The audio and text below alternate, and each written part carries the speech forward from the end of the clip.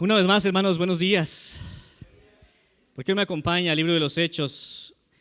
Hoy iniciamos el capítulo 18. En la exposición de la palabra del Señor voy a permitirme leer para ustedes los primeros 17 versículos. Vamos a ver qué nos va a enseñar en esta mañana la Escritura.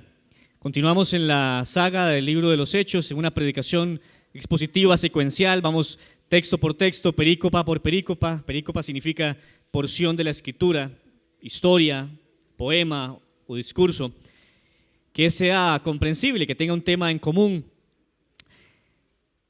He titulado el mensaje de esta mañana La inexorable victoria de su palabra. La inexorable victoria de su palabra. Después de esto, Pablo salió de Atenas, dice el texto, y fue a Corinto. Allí se encontró con un judío que se llamaba Aquila, natural de Ponto, quien acababa de llegar de Italia con Priscila, su mujer, pues el emperador Claudio había ordenado a todos los judíos que salieran de Roma. Pablo fue a verlos y como él era del mismo oficio, se quedó con ellos y trabajaban juntos, pues el oficio de ellos era hacer tiendas de campaña. Y discutían en la sinagoga todos los días de reposo, tratando de persuadir a judíos y a griegos.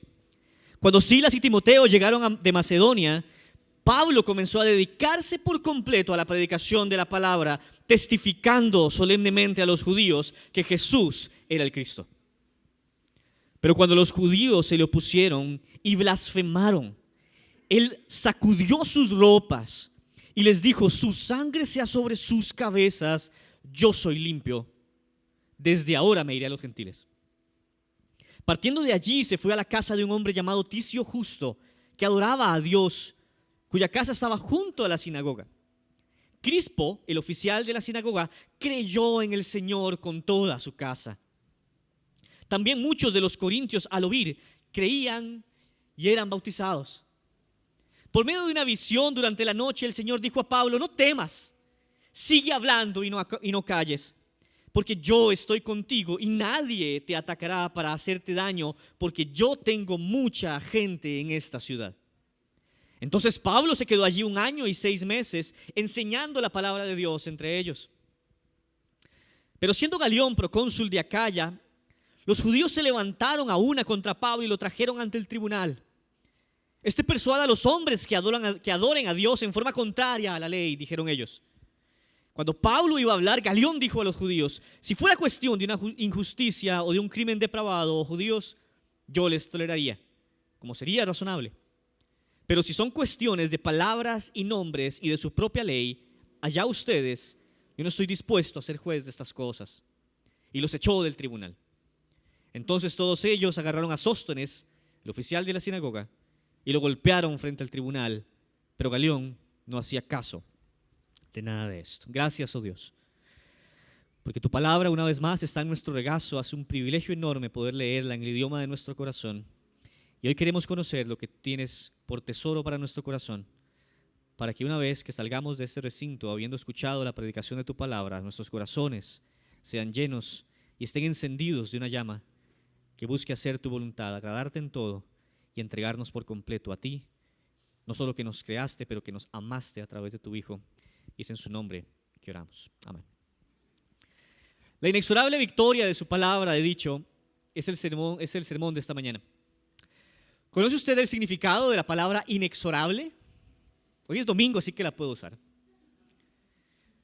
Según el diccionario de la Real Academia de la Lengua Española, inexorable es aquello que no se puede detener o evitar.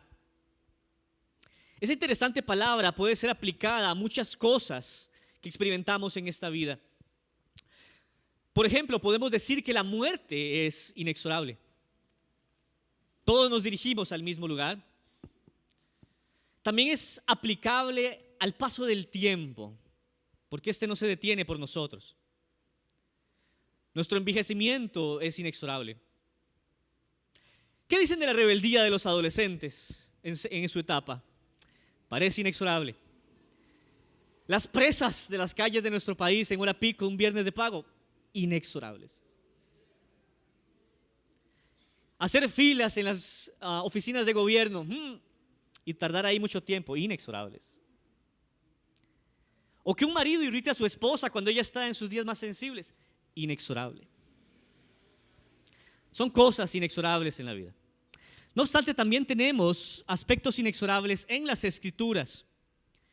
Por ejemplo, la victoria final de Jesucristo, su segunda venida, el juicio final y la condena de aquellos que permanezcan incrédulos, así como la salvación de aquellos que creen, es inexorable.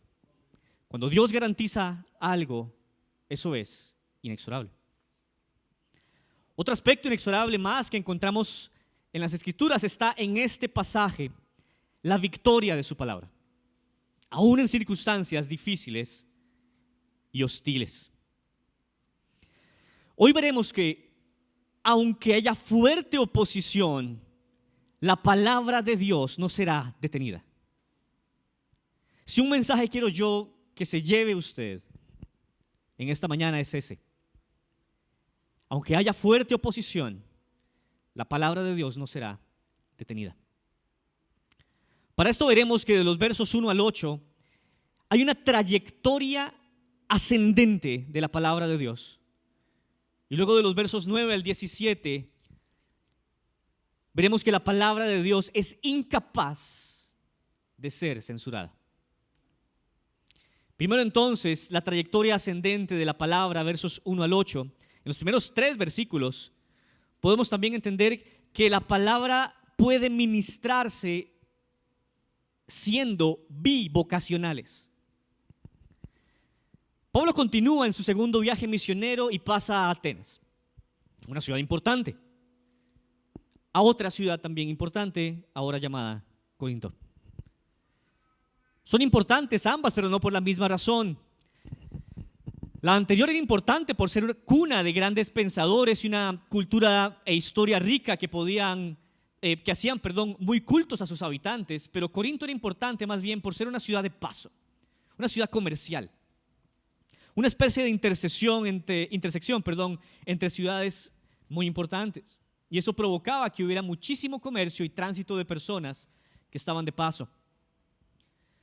Pablo se encuentra allí entonces con un judío llamado Aquila y su esposa Priscila, que vienen saliendo de Roma, pues como comenta el escritor F.F. Bruce, el historiador romano Suetonio escribió que el emperador Claudio expulsó a los judíos de Roma porque estaban, comillas, permitiéndose en constantes disturbios por instigación de Crestus.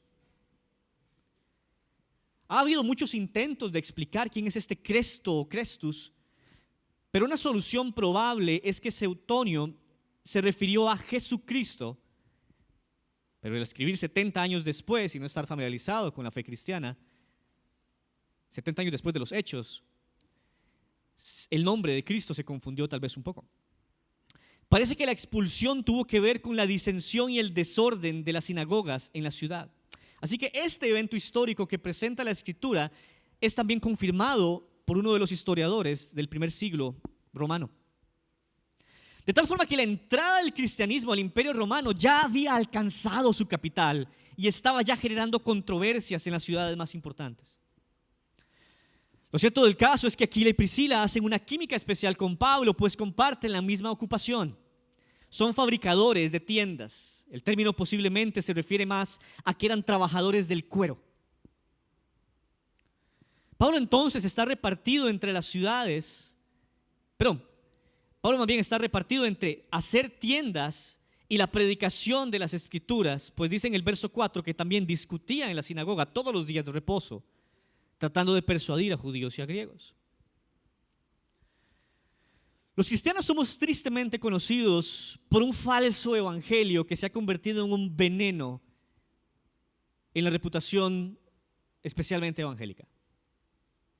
El veneno del falso evangelio de la prosperidad, en donde los ministros son tomados como mercaderes de la fe, no en vano, que saquean a sus ovejas ingenuas, que les dan dinero hasta del que ni tienen, al estar convencidos que donando a esos predicadores se les garantizará bendiciones, que simplemente hay que desatar desde el cielo a través de una generosa ofrenda. Pablo nunca procuró enriquecerse a sí mismo por el ministerio. Él mismo tenía su ocupación, un trabajador del cuero. De esa forma entendemos que él se sostenía a sí mismo mientras estaba en sus viajes misioneros, liberando así a la iglesia, las cuales también aportaban generosamente según las capacidades que tenían para su ministerio, pero él se sostenía por su propio trabajo. Lo que tampoco es cierto decir es que él nunca recibió ofrendas y que su oficio de tiendas fue su única fuente de ingresos. Bien dijo a Timoteo que el ministro es un obrero digno de su salario. Así que no es o una cosa o la otra, un extremo o el otro. El punto más bien es que una no compite con otra, es decir, nuestra responsabilidad es curar un poco esa reputación del modelo bíblico en que los predicadores y ministros de la palabra se sostienen en iglesias sanas, que tomamos la Biblia en serio, predicando que tanto las ofrendas no son malas para sostener el ministerio, como también que el ministro trabaje por su cuenta. Las dos no compiten. Se puede ser bivocacional. La palabra nunca ha sido detenida porque un ministro o un cristiano tenga dos vocaciones activas. Un trabajo aparte del ministerio y su rol ministerial. Aunque sí es difícil, y les digo a título personal, repartirse entre ambas, eso no impide que Dios traiga mucho fruto en ambos lugares. Pensemos nosotros mismos cómo nuestras vocaciones diarias y cotidianas no compiten con nuestro propio trabajo en servicio a la iglesia. Por definición, yo diría la mayoría de los cristianos somos bivocacionales, porque tenemos una vocación de ir a trabajar y ganar el sustento de cada día, al mismo tiempo que no debemos descuidar nuestro trabajo por el ministerio. Señalamos mucho a los predicadores o a los maestros que son bivocacionales porque los vemos trabajando muy dedicadamente por el ministerio, pero yo digo hoy, todo cristiano realmente, la gran mayoría de ellos, somos bivocacionales.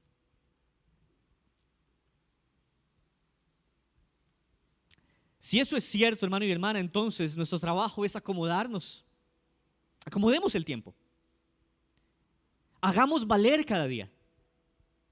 No pongamos excusas por nuestro trabajo para no servir al Señor. Organicemos, calendaricemos, hagamos lo que sea necesario para no colocar obstáculos en nuestro imaginario, porque solo ahí están realmente. Pensando que por nuestro trabajo no podemos servir. Yo les animo a ustedes, hermanos y hermanas, que así como Pablo, trabajen en sus tiendas mientras sirven al Señor. En los versículos 4 y 5, la palabra se ministra ahora, transiciona y crece. Estamos en un ascenso de la influencia de la palabra. De estar bivocacional ahora a ministrar la palabra totalmente dedicado. Pablo fue efectivo al razonar, al discutir y dialogar con judíos y griegos en las sinagogas. Los griegos presentes en las sinagogas eran gentiles, interesados, simpatizantes ya del judaísmo. Pablo luego describe el carácter de su audaz predicación en la carta a los Corintios, en el capítulo 2, en la primera carta, en el capítulo 2, cuando dice que me propuse no saber entre ustedes cosa alguna, sino a Jesucristo y a este crucificado. Cuando Timoteo llegó, acompañado de Silas, que venían de Berea, según la narración, trajo noticias acerca de cómo los cristianos en Tesalónica parecían firmes en la fe. En primera de Tesalonicenses 3 dice esto, que cuando trajo gozo a Pablo saber que los de Tesalónica habían estado afirmados en el evangelio, y lo estimula a Pablo al ministerio tanto que él responde en esta primera carta a los tesalonicenses diciéndole: les escribo desde Corinto. Según 2 Corintios también, en el capítulo 11, mientras Pablo estaba en Corinto, llegó apoyo financiero de los cristianos de Filipos y pudo dejar de hacer tiendas de campaña por un tiempo y concentrarse más plenamente en la tarea de edificar a la iglesia en Corinto. Así que él pasó particularmente de un escenario bivocacional a uno más dedicado. Sin embargo, en ambos fue insistente en predicar la palabra a judíos y gentiles en las sinagogas con la intención de, ¿qué dice el texto?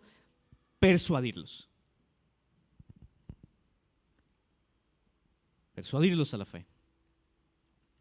El contenido de su persuasión no era otro que el evangelio mismo.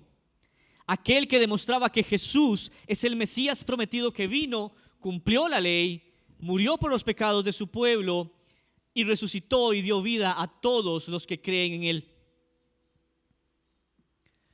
Hermanos, el mensaje nunca cambió. Sea bivocacional o dedicado completamente, Jesús fue el mensaje. Él es el Cristo, lo cual para los judíos significa algo muy claro. Espero que también lo sea claro para usted. Pablo está declarando que Jesús es aquel rey, profeta y sacerdote. Eso significa ser ungido. Reyes serán ungidos, sacerdotes serán ungidos, profetas serán ungidos para su labor. Jesús es el ungido de Dios en todo eso. El ungido que había de venir a liberar a su pueblo. Decir que Jesús es el Cristo significa que la salvación ha llegado. No obstante, esa salvación no vendría por armas y reconquistas de tierras físicas, sino la salvación vendría a través de la muerte del líder, la muerte del pastor del pueblo a manos de los enemigos, para que con eso el enemigo más poderoso de todos, la muerte, fuera vencido. La proclamación cristiana del evangelio es muy simple. Jesús ha salvado a su pueblo muriendo en su lugar. Antes de pensar en reconquista de tierras, Él ha reconciliado a su pueblo con Dios. Ha otorgado la paz a todo creyente en Él mismo, pues que ha pagado en la cruz la condena de todos los que depositemos nuestra fe en Él. La Biblia es clara y nos dice que solo existe un Dios que es capaz de salvar a su pueblo. Así que creer en Jesús como Salvador y Señor es una afirmación de su divinidad. Jesús es Dios porque no hay otro Salvador. Por eso dice en Isaías 43:11, yo soy el Señor y fuera de mí no hay Salvador. Si hoy depositas tu fe en Jesús, serás salvo. Esa es la promesa que Jesús ha dado. Dios nos ha dicho que por su Hijo, todo que cree en Él será salvo del día de la ira. Ese día que hemos atraído por nuestra rebelión en contra de un Dios santo y justo.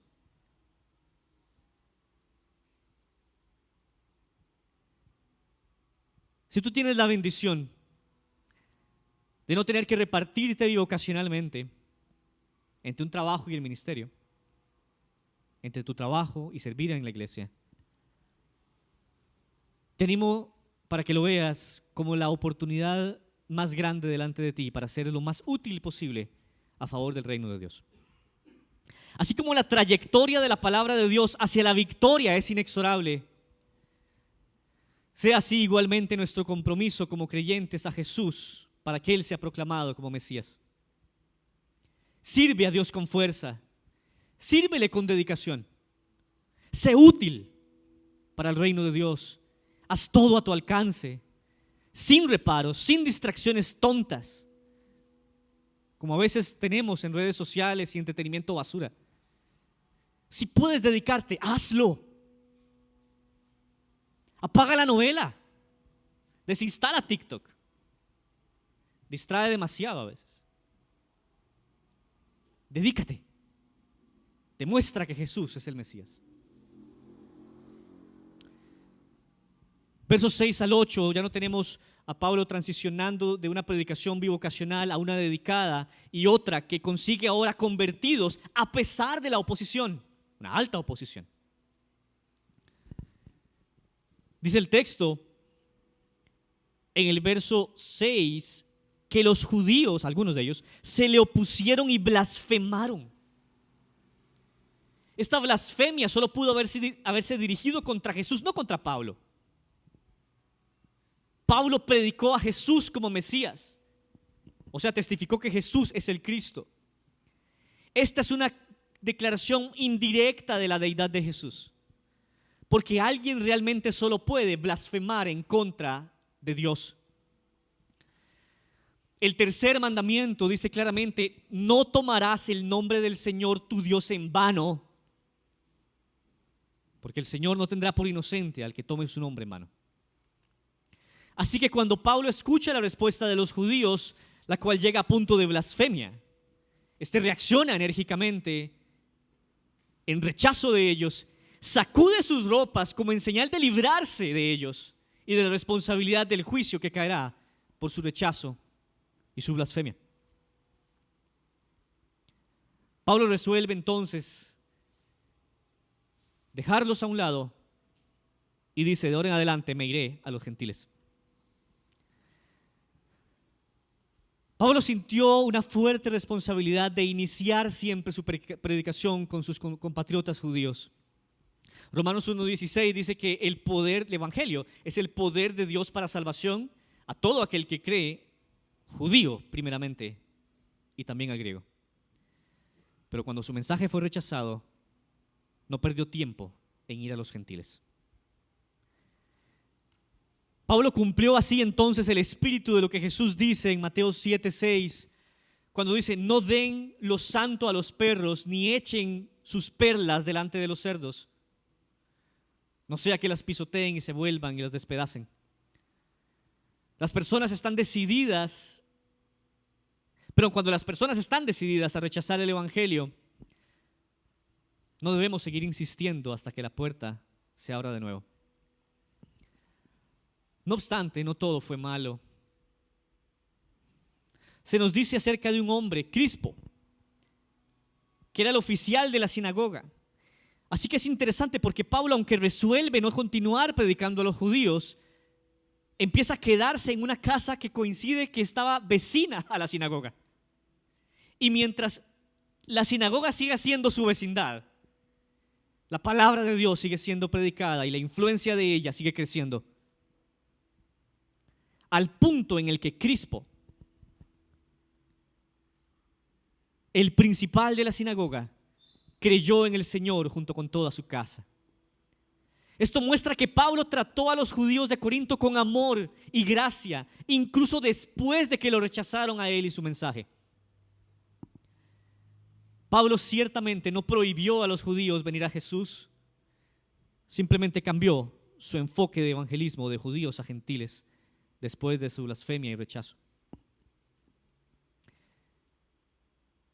Es muy interesante porque en 1 Corintios 1, Crispo fue uno de los poquitos individuos a los que el apóstol Pablo personalmente bautizó. En el capítulo 1, verso 14 dice: doy gracias a Dios que no los bauticé a ninguno de ustedes excepto a Crispo y a Gayo. Así que él se menciona en la carta de Pablo también. Nuestro texto nos dice entonces: muchos de los corintios, oyendo, creyeron y fueron bautizados. La respuesta de fe, la cual es interna y secreta, siempre es seguida por una respuesta externa y visible en el bautismo. Crispo y su casa fueron bautizados después de profesar fe en el Señor Jesucristo como Mesías. El progreso es siempre el mismo. Un predicador lleva el mensaje de salvación, el mensaje es oído, creído, y los nuevos creyentes son identificados con su Salvador a través del drama del bautismo. El bautismo, hermanos, es la señal inequívoca de dar testimonio público de nuestra fe al identificarnos con Cristo en su muerte y sepultura y posterior resurrección de entre los muertos. Este acto nos identifica con Cristo no solo como la cabeza de la iglesia, sino también nos identifica con el resto de su cuerpo. Es a través del bautismo que somos contados como creyentes verdaderos. Somos agregados a la iglesia como testimonio de aquellos que hemos sido salvos, rescatados, y que representamos visiblemente a Jesucristo con nuestras vidas desde la iglesia al mundo. Trae tu vida a Jesús si no lo has hecho aún. Ven a las aguas del bautismo como un creyente que no tiene reservas, como uno que trae su vida en plena certeza de su fe, sin pena de ser identificado con Jesús, y únete a la iglesia de Él. Déjame decirte esto con amor: tu asistencia no es suficiente. Tu deseo interno de pertenecer no es suficiente. Necesitas ser llamado miembro de la iglesia local para gozar de llevar la reputación de Cristo contigo. Es a la iglesia a la que se le dieron las llaves del reino para atar y desatar. Es decir, para afirmar que quien profesa a Cristo creíblemente es llamado cristiano y quien no. Así que trae tu profesión de fe junto con tu bautismo y sujétate a una iglesia local que afirme públicamente tu profesión de fe y cumple así la voluntad de Dios para tu vida.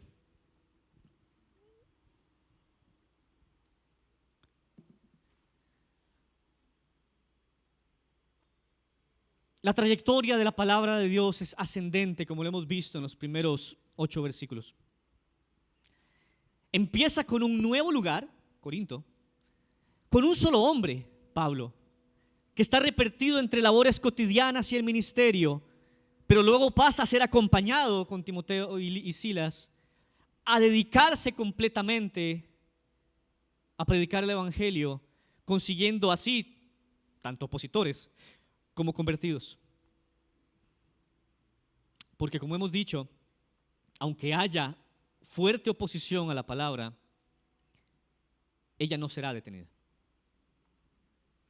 Ahora, de los versos 9 al 17 tenemos un acontecimiento donde Dios protege a Pablo sobrenaturalmente para demostrar que su palabra es incapaz de ser censurada. La palabra es incapaz de ser censurada. Versos 9 y 10 tenemos a Dios anticipándole a Pablo que iba a ser protegido como predicador del mensaje de las Escrituras, el Evangelio de Jesucristo como el Mesías. Así que Dios muestra en visión nocturna a Pablo y le pide 2 cosas. Número 1, Pablo, no debes temer. Número 2, Pablo, sigue hablando, no calles. Así como crece la influencia de la palabra en Corinto, así también crece la hostilidad contra Pablo. Y Dios le advierte: no podrán hacerte daño. ¿La razón? Porque Pablo es muy buena gente, porque Pablo es muy listo, porque le da poderes para volar y no lo puedan alcanzar.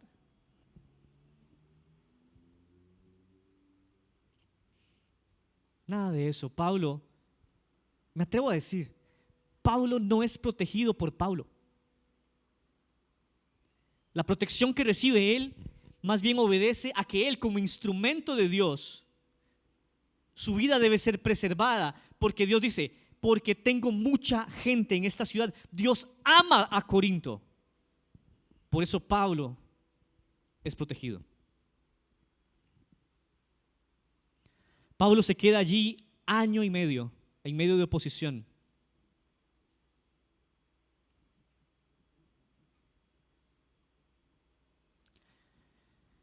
A veces no sientes que esas oposiciones son un poco abrumadoras, o que aunque creemos en Dios nos entregamos a su evangelio, las dificultades del mundo nos sostienen hasta el punto de que nuestra boca se queda callada cuando sabemos que no debe hacerse, o inclusive que nuestra confianza en Él desvanece poco a poco.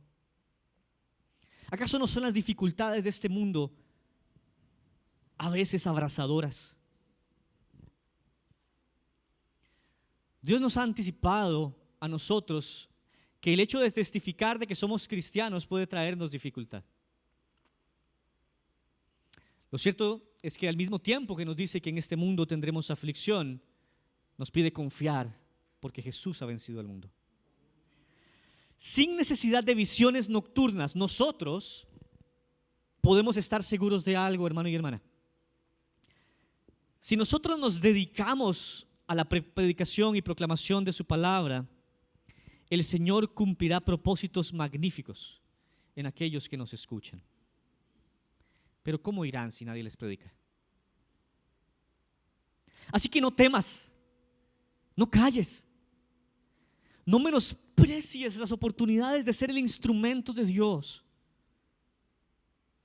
No sabes si es que Dios tiene gente en ese lugar donde estás para que proclames la palabra ahí. Sea en tu familia, en vecindario, los compañeros o hasta la pareja. Sigue testificando sin temor. Cuando tienes esas conversaciones uno a uno o en pequeños grupos, cuando ves que hay una audiencia que te presta atención, cuando alguien te confía problemas y confía en ti para un buen consejo o una palabra de aliento, ahí está.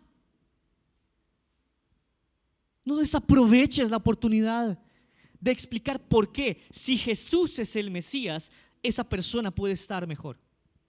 No necesariamente en este mundo, pero su alma puede encontrar paz. Lo mejor que puede recibir esa persona en medio de tribulaciones y dificultades es tener un cristiano a la par, hablándole. Deja que su palabra llegue. Ella actuará. Isaías 55, versos 10 y 11, célebremente dice: porque como descienden de los cielos la lluvia y la nieve, y no vuelven de regreso, no vuelven allá, sino que riegan la tierra, haciéndola producir y germinar, dando semilla al sembrador y pan al que come, así como llueve y neva y no regresa, así será mi palabra que sale de mi boca. No volverá a mí vacía, sin haber realizado lo que deseo y logrado el propósito por el cual la envié.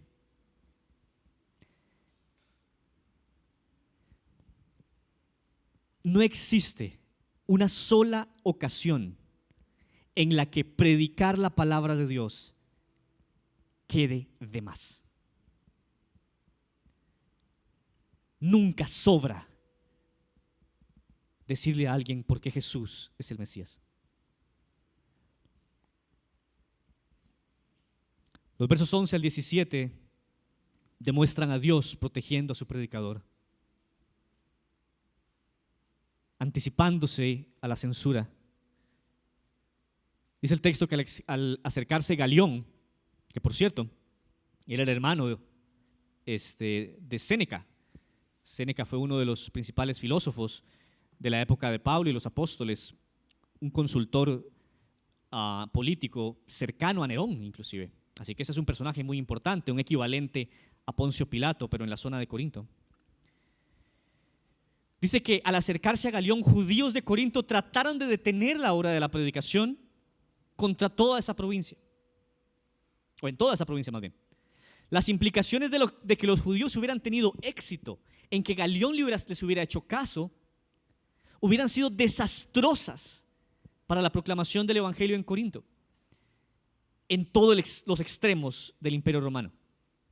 El comentarista Bruce Longenecker dice al respecto: si Galión hubiera aceptado la acusación judía y encontrado a Pablo culpable de la supuesta ofensa, los gobernadores de provincias en todas partes habrían tenido un precedente muy peligroso y dañino, y el ministerio de Pablo habría sido severamente restringido.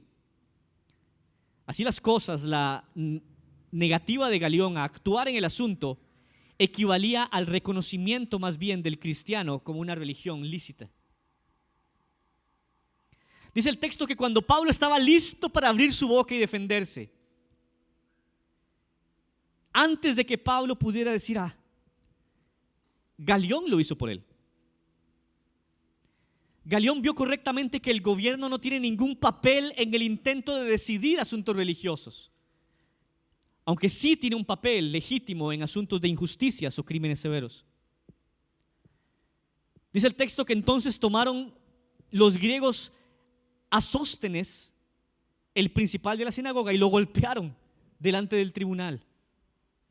Así que los acusadores más bien fueron los que sufrieron, no Pablo. Los censuradores fueron censurados. Galión miró al otro lado cuando los gentiles enojados golpearon a Sóstenes, líder de la sinagoga. Probablemente tanto la multitud como el propio Galión estaban más en contra de los judíos que a favor de Pablo. Aparentemente, si lo notan, hay dos oficiales de la sinagoga.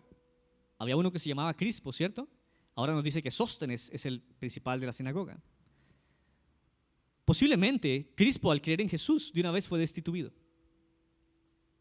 Fue reemplazado como gobernante de la sinagoga por Sóstenes, quien más tarde parece haberse convertido en cristiano. Un texto muy interesante está en el saludo de Pablo en la primera carta a los Corintios. Pablo saluda a la iglesia y dice: Pablo, llamado a ser apóstol de Jesucristo por la voluntad de Dios, y Sóstenes, nuestro hermano, a la iglesia de Dios que está en Corinto, a los que han sido santificados en Cristo Jesús, llamados a ser santos con todos los que en cualquier parte invocan el nombre de nuestro Señor Jesucristo, Señor de ellos y nuestro, gracia y paz de parte de Dios nuestro Padre y del Señor Jesucristo. Ese es el saludo que Pablo y Sóstenes hacen a la iglesia de Corinto. ¿Será el mismo? Es posible que después de esa golpiza, que después de ver cómo la palabra de Dios no puede ser censurada, Pablo no puede ser detenido porque Dios interviene, quizás Sóstenes también creyó. Dios respaldó a Pablo de una manera que ni él mismo esperó. Cuando Martín Lutero se defendió en su juicio ante el emperador del Sacro Imperio Romano Germánico en los días del amanecer de la Reforma Protestante, era inminente que iba a ser apresado y poco tiempo después ejecutado, como era costumbre en esa época, enjuiciado por sus creencias.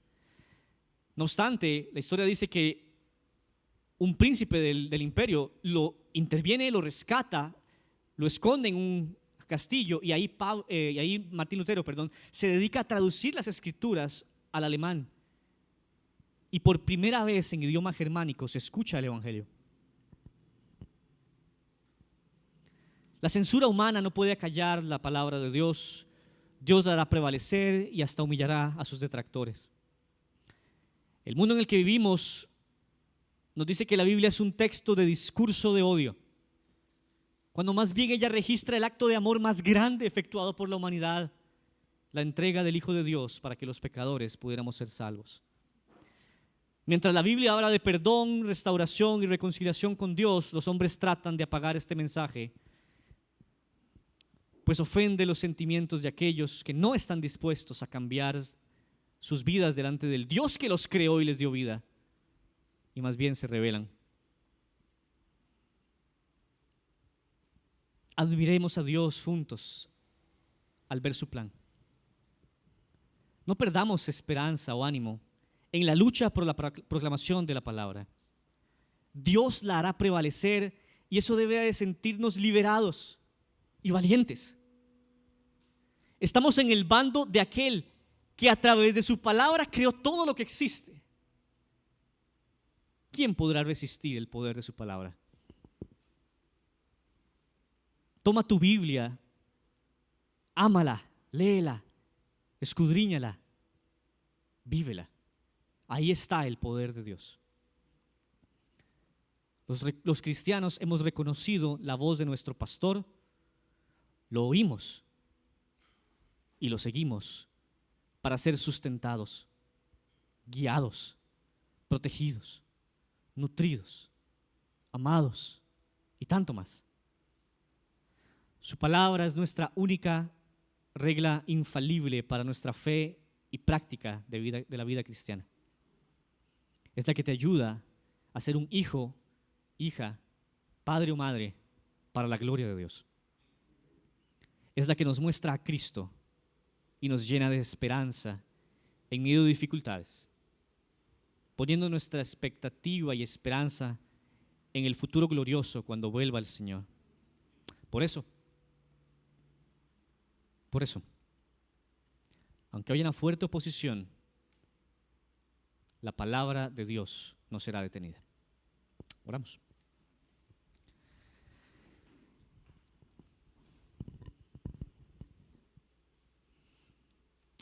Así es, Señor, amén, amén. Tu palabra no será detenida, no puede ser censurada, solamente puede crecer y esparcirse. Que tu palabra sea predicada hoy en Llorente de Tibás es un testimonio de ello. Este mensaje que una vez inició en Jerusalén, al otro lado del Atlántico, hoy se proclama y se cree en un barrio como este. Solo por tu poder, por la expansión y el crecimiento que tú quieres dar a tu palabra, porque ella no puede ser censurada, es que esto se logra. Por eso hoy queremos salir confiados, sin temor y apreciando cada oportunidad que nos das para mostrarle a otros el mismo mensaje que nos ha persuadido a nosotros y que nos tiene sentados en estas bancas: que Jesús es el Mesías, el Salvador y Señor de todo aquel que pone su fe en Él. Rogamos que aún hoy tú puedas traer salvación y vida eterna a aquellos que aún no lo han obtenido.